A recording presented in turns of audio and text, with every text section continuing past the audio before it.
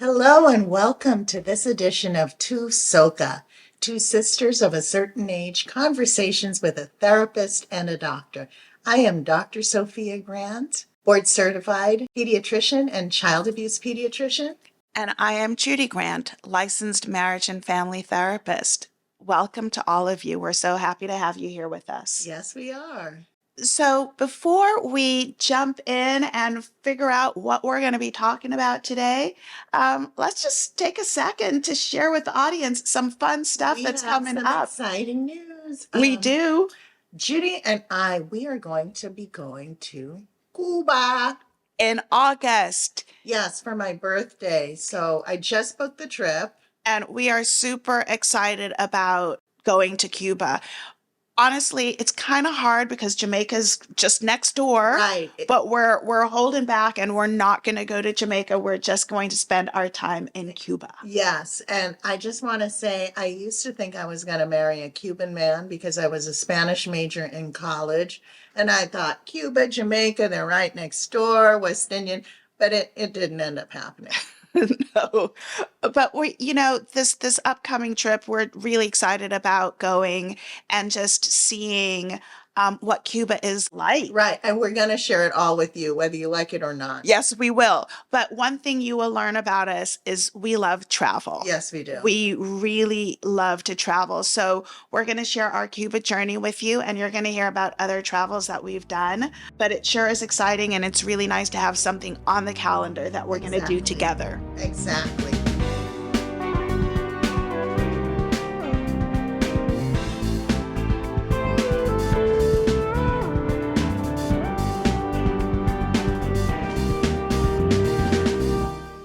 So, this episode of Tusoka is about caring for an elderly parent.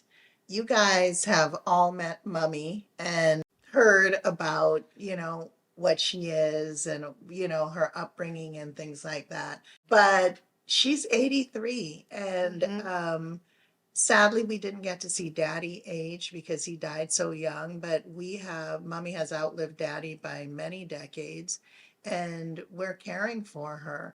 I think this is something that people of a certain age can all relate to. Exactly. We all have that aging parent. And for so long, you just see your parent as your parent and everything is cool and they're behaving as they always have. And then something happens and you see them becoming just a little bit more fragile. Maybe not hearing you as well as they did, Right. maybe not remembering things that you've discussed. And while I know it takes a toll on them, on our mother, because she recognizes it, though sometimes she's in a bit of denial, we recognize it. And it's hard because I'm not ready to be an orphan. Right. Now, Judy, when did you first notice any decline in Mummy? And when I say decline, I mean just like a sign that she was aging. I can't think of anything specific right now, but our mother used to take yoga. Oh, yeah, she did. She used to take yoga at a neighbor's house across the street, and she loved it. And she would go, and she was very active in it. And then it kind of petered off. I think the neighbor moved. Yes, but her love for it and her desire to participate just started to wane. Right. And I think that might have been an early sign Right. of that, of just age kind of catching up to you. I remember I was not living in California and I came home and I took the flyaway and I called Mommy and asked her to pick me up. And she said, she had to wait till her brother came. And I'm like, why? And she told me she stopped driving at night. And then she stopped driving completely. That was kind of tough because, of course, that means her mobility and independence. Yeah, is lessened tremendously. Another time I was with her, she has a lot of arthritis pain, which we grew up with her having arthritis pain. And I went to the doctor And the doctor gave her a cane because she said she felt, so much pain. He gave her a cane. And I remember being disgusted at how happy she was to get the cane. Like, what? You don't need the cane. What are you talking about? You're fine. And she uses the cane in the morning when she gets up when the arthritis is bad and she feels unsteady and, to walk to the bathroom and things like that. Yeah, the decline has, it's been gradual. Mm-hmm. And I feel like there has been a tremendous decline, a noticeable decline since she had her heart surgery in, what was that? 21? Yeah, Yeah, 21. 2020 October. No, my birthday. Yeah, My August birthday. 2021. So let's talk about that a little bit. I was here for the weekend and, Steve called me, said, "Oh, mommy's in the hospital. She had some pain." So I came and saw her in the hospital. And then this is kind of like, in the middle of COVID. So it was a big deal to get back. And they had run the cardiac enzymes and done all of that. And everything was normal and she was feeling fine. So I thought, oh, it's just some arthritis pain. They were going to do a cardiac cath the next day. And then I was at work and I get a phone call from the doctor who did the cardiac cath. And he said, "Your mother needs an open heart surgery immediately. It's an emergency because she has so many blocked arteries." Mm-hmm. It was August. It was around the time of my birthday. And I came home and I told my son, he was home, I said, "Look, grandma needs surgery. I don't know what you're going to do. I know I'm going to pack a bag and I'm going to the hospital." And then Boogie loves his grandma tremendously. And I remember seeing Boogie sit on the couch and his head was bent and he was just holding his head like his mind could not fathom it. He could not understand what was going on. We went to the hospital and, they're planning surgery. A doctor comes in and he's talking to mommy and hear the accent. "Oh, you're Jamaican." And then he knows a doctor in Jamaica that mommy knows. And so we set the surgery and it's for my birthday. And on the day of the surgery, I said, "Mommy, nobody die on my birthday." She said, "No, can't. I'm not going to bash up your birthday like that." And mommy went into surgery and she came out of the surgery, but they weren't really letting a lot of people back. And Judy and I, we were in the waiting room. And while we were waiting, I remember it just hit me that mommy might die. And I started, like the thought kind of welled up and I started bawling. And it was like, it wasn't even an ugly cry. It was an ugly, loud cry. And I couldn't contain, I couldn't even think of mommy dying.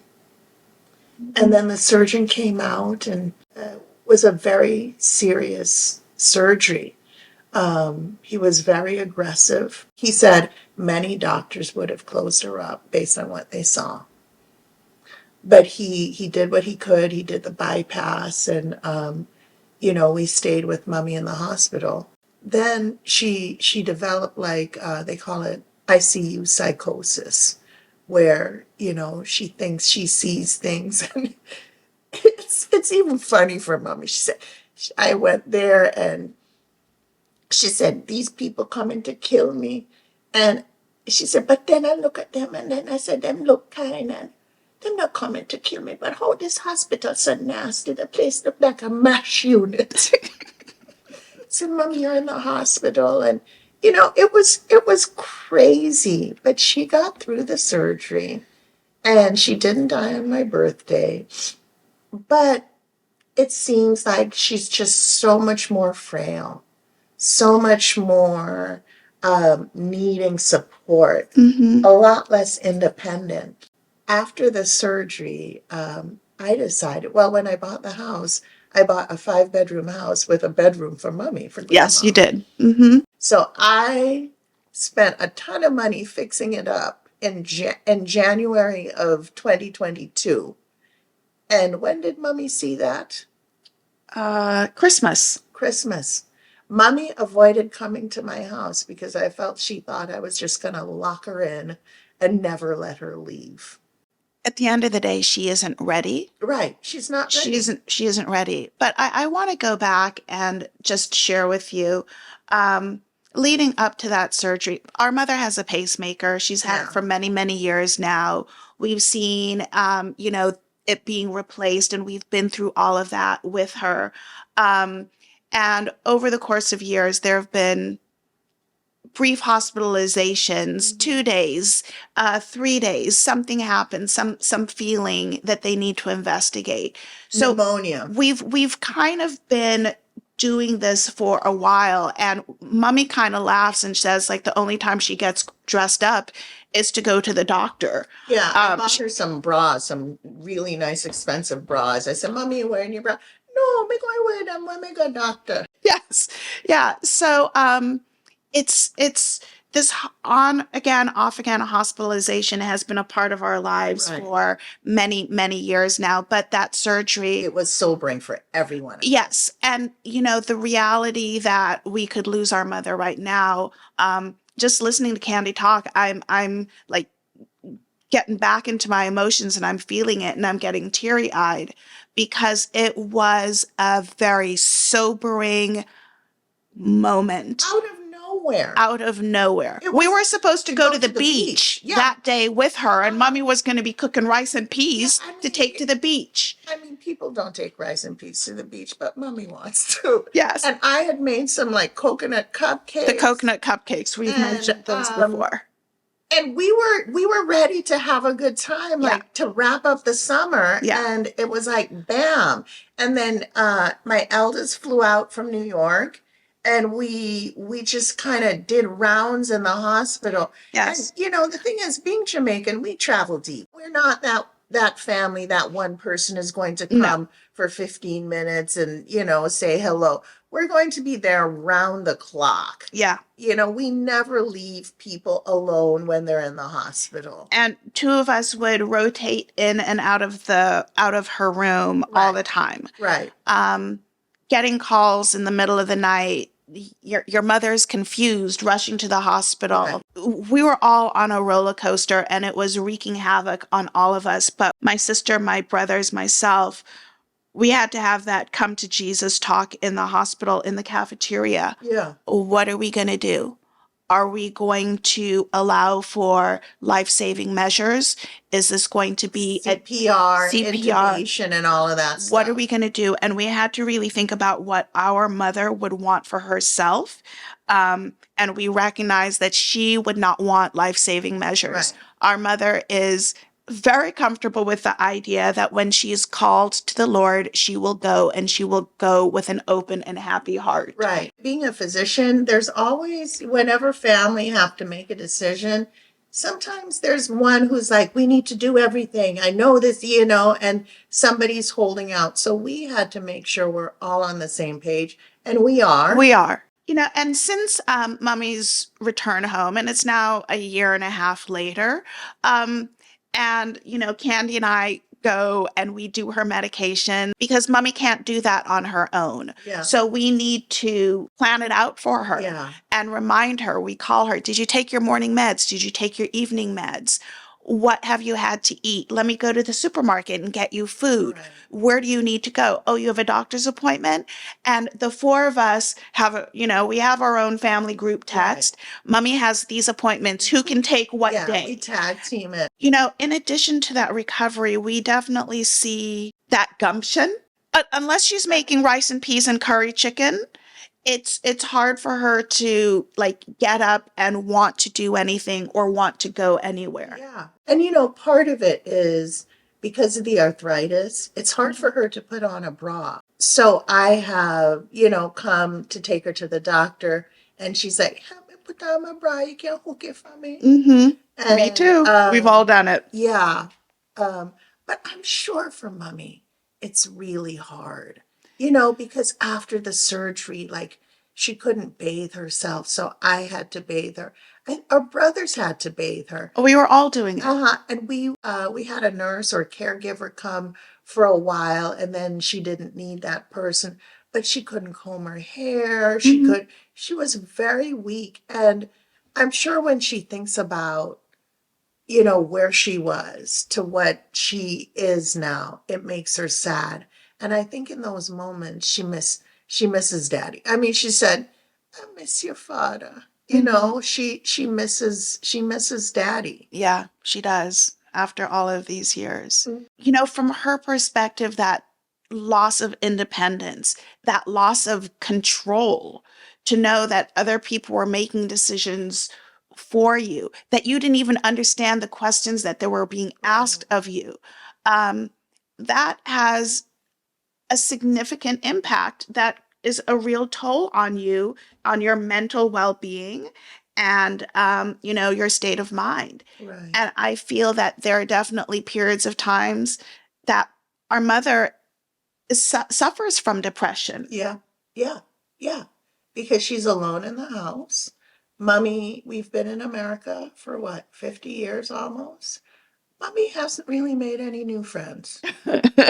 All of Mummy's friends are from Jamaica, from the old country, and she might have some acquaintances, but to say that Mummy has good friends, no. And She then, has great friends. yeah, but none, no new friends, no American Right. friends. Every close friend that Mummy has a Jamaican accent. Yeah. True. And the thing is, her friends are also going through the same thing. Right.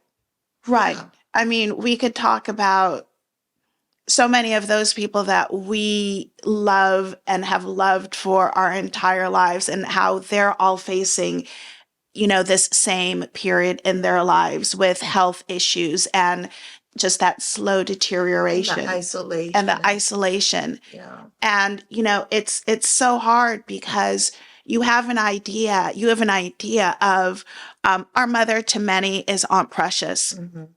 So our cousins, they see Aunt Precious, they have an idea of Aunt Precious, and they're like, there's no way she could be this sick. It's just like us with our aunts and our uncles, like that youthful person that they've known for so many years is kind of Right. slipping away.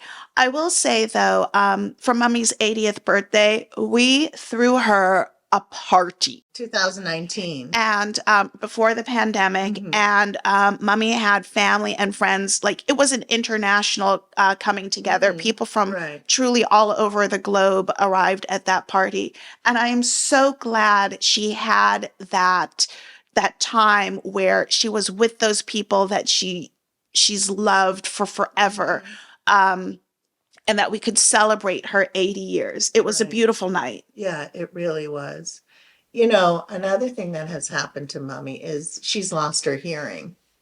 And There's a bit of denial there. yeah, I told her that years ago. I said, "Mummy, I think you probably need hearing aids." "No, me not need no hearing aid. Everything good. Me have enough thing in my body. Me have the pacemaker. Me no need nothing else." And I mean, that's so ridiculous.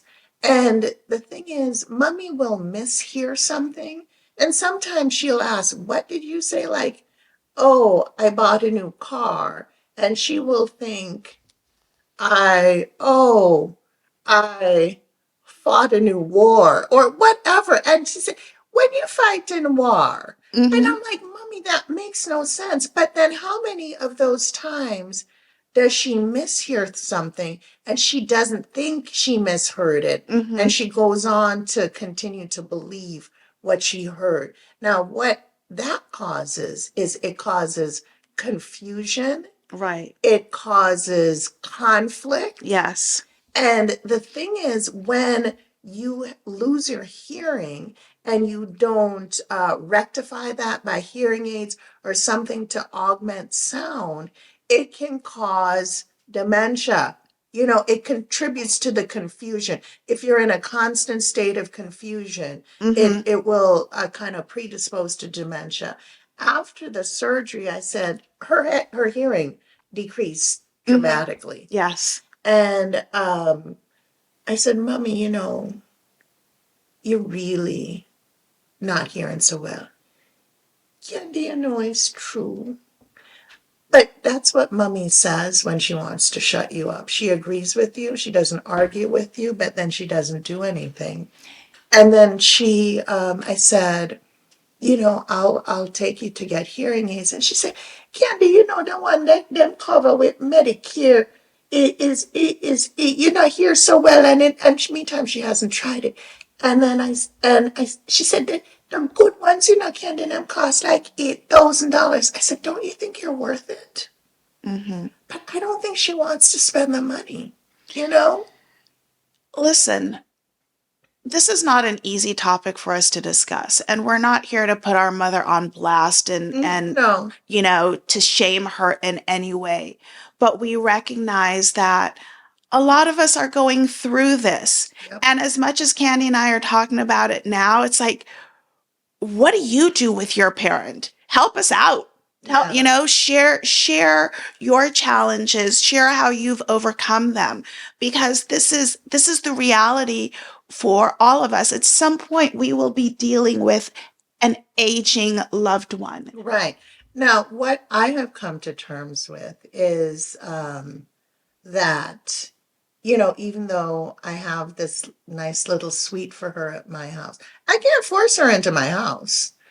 I can make it available if she needs to be Mm-hmm. there so that there isn't some type of awkward transition when I'm fixing things up. It's just ready and waiting.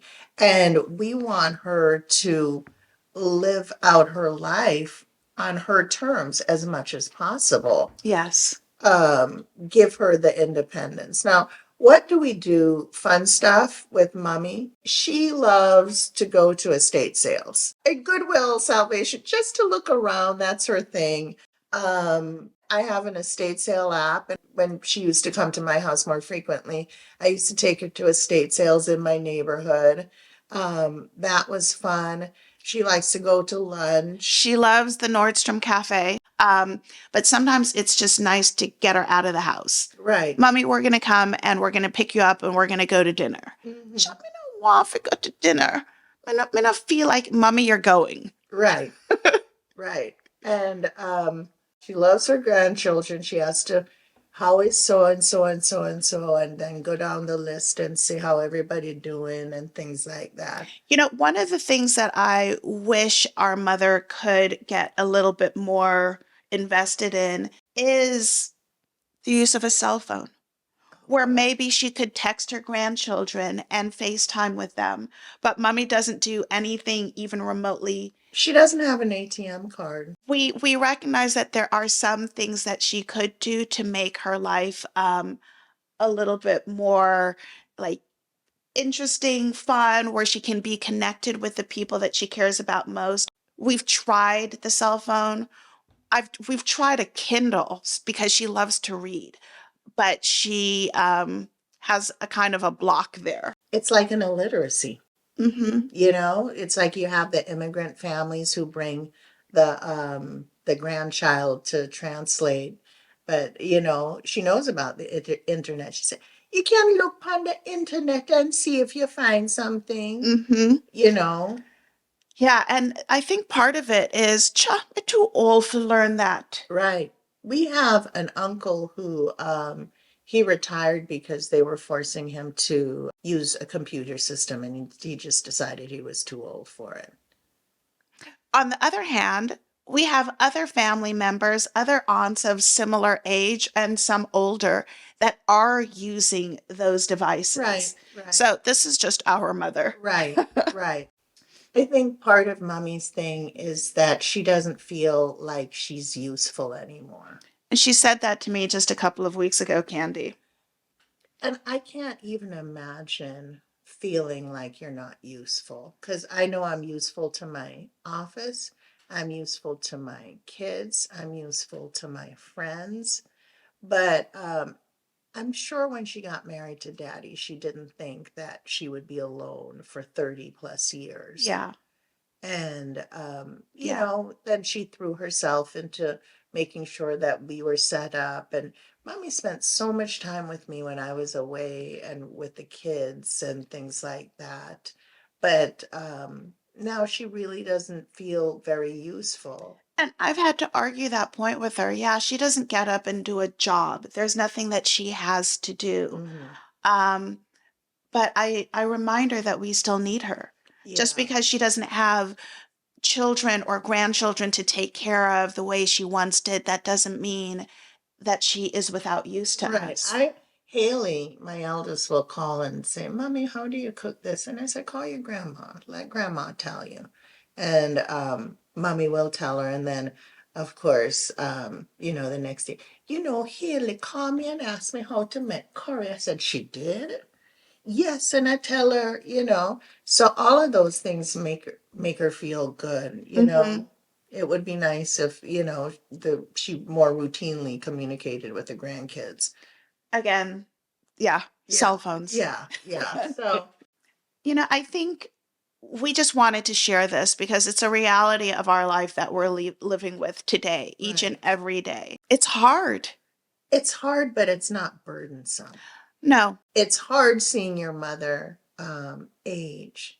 But like when I think of everything that mommy did for us, Oh, no. is Hmm. doing for us, would do if she could, um, it's it's it's a pleasure actually to be able to be there for her, but it's difficult. And sometimes I feel like, why is she digging in her heels? She needs to just sell the damn house, come live with me. We can go to estate sales every weekend. I can take her to the doctor.